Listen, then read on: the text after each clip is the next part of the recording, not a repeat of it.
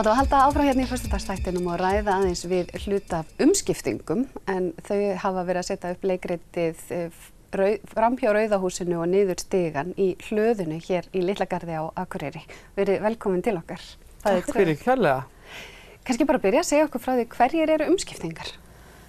Umskiptingar eru 5 leikhúsmenntaðir einstaklingar á stóra Akureyrarsvæðinu. Já, það vildi einhvern veginn svo til að við vorum söfnuðum svo mörg saman sem höfum sótt okkur og reyndar fyndin tilvíðin líka við höfum öll sótt okkur menntun í London einhverja hluta vegna.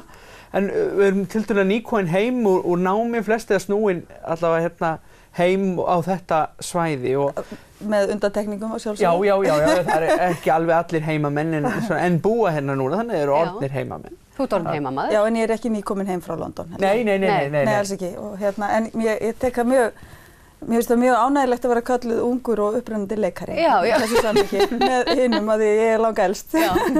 En við einhvern veginn áttuðum okkur á því að við værum svona mörg hérna á svæðinu og fannst það eiginlega synd og skömmi við reyndum ekki að nýta það að gera eitthvað saman. Nákvæmlega. Og ákvaðuð að byrja á þessu verkefni framhjá Rauðahúsinu og niður stigann sem ég sá í gær og get bara heilshugar mælt með. Það er frábært verk. Takk fyrir það. Mér langar að byrja bara handritsgerðina og bara handritsgerðina til að byrja með. Já, þetta er hugmynd sem er búin að vera í burðarliðnum frá því áður en umskiptingar urðu til. Og byrjaði þannig að ég, Sesselja og Birna sem að leika með mér í sýningunni, við ákváðum að okkur fannst skemmtileg hugmyndin að vera með einleik fyrir 3 leikara og semja og út frá því kviknaði hugmyndin að semja 3 einræður sem að við myndum svo flétta saman á einhvern hátt og þær myndu setja heildarsögunar sem þessar persónur væru að segja í nýtt samhengi og það er svona það sem við lögðum upp með og reyndum að gera.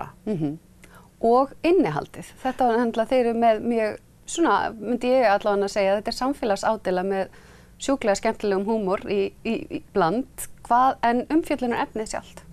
Já, þetta snertir á ýmsu, myndi ég segja. Það kemur geðheilbrigði íslensku þjóðarinnar spilar stóra rullu, samfélagsmiðlar og bara þessi nútími sem að við hrærumst svo mikið í. Já, lífstílsbreytingar. Lífstílsbreytingar, spila stóra rullu þarna líka. Já, akkúrat. Og Já. Þannig og kannski að segja okkur frá ykkur 3. Þetta eru 3 karakterar? Já, við getum skipt þessu á milli okkar. Ég fer með hlutverk Halldórs Guðmundar Óttarssonar sem er geðlæknir. Doktor Halldórs, já. Og hann er, geðlæknir og hefur mjög sterkar skoðanir á sínu fagi og því fólki sem hann tekst á við í þessu daglega amstri. Vægast sagt og lýsir því alveg óhikað yfir. En þær stöllur mínar, Birna og Sesselja, þær eru aftur eru eiginlega á sitt-hvorum pólnum má eiginlega segja. Já, Sesselja er Hildur sem er svona ofurmamma með 2 börn og heimili og hún er í fullu námi en hún er í fullu starfi líka sem kennari og hún er með Snapchat-reikning og hún er lífstílsbloggari og það er heilsa og hreyfing í fyrirrúmi og hún er að æfa fyrir Reykjavíkurmaraþonið. Það er svo gott tækifæri til að skipta prófælmynd á Facebook. Það er að forgangsraða. Já. En svo er aftur Katrín sem að Birna leikur, hún er örlítið brotnari getum við sagt. Hún er búin að eiga við andleg veikindi að stríða en telur sig bara miða nokkuð vel í að vinna sig út úr því. Já. Húmorleik er bara algjört lykilatriði í þessari sýningu fyrir utan að þetta innihaldi sjálft en svona það upplifunin er að það sé verið að ná fram ákveðnum skilaboðum og húmorinn sé verkfærið sem er verið að nota. Hvers vegna húmorinn? Ég held að segja fyrir mig allavega, ég held að húmorinn sé bara miklu áhrifaríkara tæki til þess að koma einhverjum svona boðskap á framfæri. Fólk slappar meira af, það er ekki eins mikið á varðbergi heldur en það kemur inn á eitthvað hádramatískt. Og fyrir vikið þá kannski nær maður frekar að lauma Ég er nefnilega þolið ekki sjálfur sko þegar ég verið að tyggja eitthvað ofan í mann í leikhúsi þegar ég fæ ekki að hugsa sjálfur.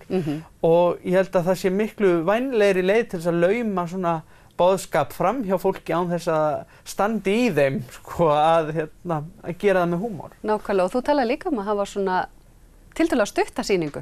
Já, klukkutími er rosa gott og svona klukkutími 1,5 og ekki hlé. Það mitt uppáhaldsform eiginlega. Þó svo að mér fikk ég alltaf ofsalega gaman að fara í leikhús og ég get sett það tímunum saman eiginlega. En þá finnst mér þetta hléleysi vera algjörlega frábært. Já, nákvæmlega. En hvernig gekk að leikstýra þessum hóp? Þau sömdu þetta náttúrulega sjálf. Já. Og hvernig það fyrir síðan leikstjóri að koma að og jafnvel fara að hafa skoðanir á þessu öllu saman? Það var bara mjög auðvelt. Þau eru öll mjög auðveld í samskiptum og ég fekk mínu fram. Já, það var bara þannig? Já, ég er líka svolítið frek. Ákveðin, já. En ég held líka sko að mér fannst mjög mikilvægt að þetta væri ekki melodrama sem að hefði verið auðvelt það hefði verið mjög auðvelt að fara niður þá götu sko. Já, nákvæmlega. Og hlaðan, hvernig upplifir hana sem þetta rými? Og það er bara svo gott að vera þar og hún hentaði þessari sýningu mjög vel. Já, hún heldur við þurftum, það er mjög flott leikmyndir þetta sem við erum með en hlaðan bara verður einhvern veginn hluti af leikmyndinni, hún er svo Já, við ætluðum okkur stærri leikmynd og einhvern veginn ætluðum að gera meira en svo bara komum við þarna inn og það er líka bara einhver andi í þessari hlöðu. Já, það er eitthvað mann líður bara vel þarna inni. Já, það er bara þannig. Okkur leið ægilega vel. Þessi óbáslega nánd við áhorfendur, hún styður held ég líka mjög vel við þessa sýningu. Þú ert eiginlega óþægilega nálægt. Nákvæmlega. Já, ég upplifði það alveg, en það var skemmtilegt ferlið samt. En hvað er framundan hjá umskiptingum? Já, hvað er framundan? Já, nú þið eru menntuð á ykkar sviði, það er atvinnuleikhús í bænum. Já. Þið eru samt að gera þetta með professional fólki og á bara besta kaliber. Já. Hvernig sjáu þið framhaldið? Já, við ætlum okkur meira. Já. En við ætlum okkur meira á dálítið breiðu sviði. Já. Það þegar liggur fyrir sko að við ætlum að vera með annan svona einleik. Já, það er næsta verkefni. Það er næsta verkefni sem verður núna í haust líka. En svo erum við að skipuleggja fleiri verkefni, ætlum jafnvel að það eru hugmyndir við að taka jafnvel kvikmynd og við ætlum svo að færa út kvíarnar.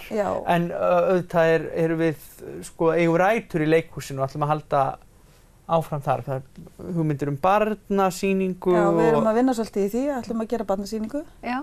Þannig að þið er ekki nærri því eitthvað svona, nú er þetta komið og við ætlum að fara að gera eitthvað annað. Nei, en við erum samt öll að halda fram hjá umskiptingum líka, með leikfélaginu meðal annars. Já, við erum, stór hlut okkar er að vinna með leikfélaginu og ég held að það er mikilvægt að sko umskiptingar er bara enn eitt blóm vonandi í leiklistarflóru Akureyrar. Við lítum dálítið að þeim meiri leiklist því betra og við svona stöndum fyrir það. Já, þannig að þetta er ekki svona game on eða eitthvað svoleiðis. Þetta er meira bara svona okkur langar að gera meira. Nei, við lítum á það þannig að eitt styður við annað. Já. Algjörlega, bara hjartanlega til hamingju. Ég vona að svo sannarlega að fólk mæta á þessa sýningu. Þetta er algjörlega frábært og góð upplifun og ég hvetilega fólk til þess að taka líka svolítið svona unga fólkið sitt með og spjalla held ég svolítið á eftir. Það er allavega, ég held að það væri... Svo væri náttúrulega hægt að bjóða upp á umræður á eftir. Já, það væri náttúrulega gaman að gera það einhvern veginn. En það eru komnar 2 aukasýningar í sölu. Þannig að bara tix.is krakkar mínir, takk fyrir spjallið, tekkið á þessu og bara ég eiginlega nokkuð viss að þið verði ekki fyrir vonbrigðum.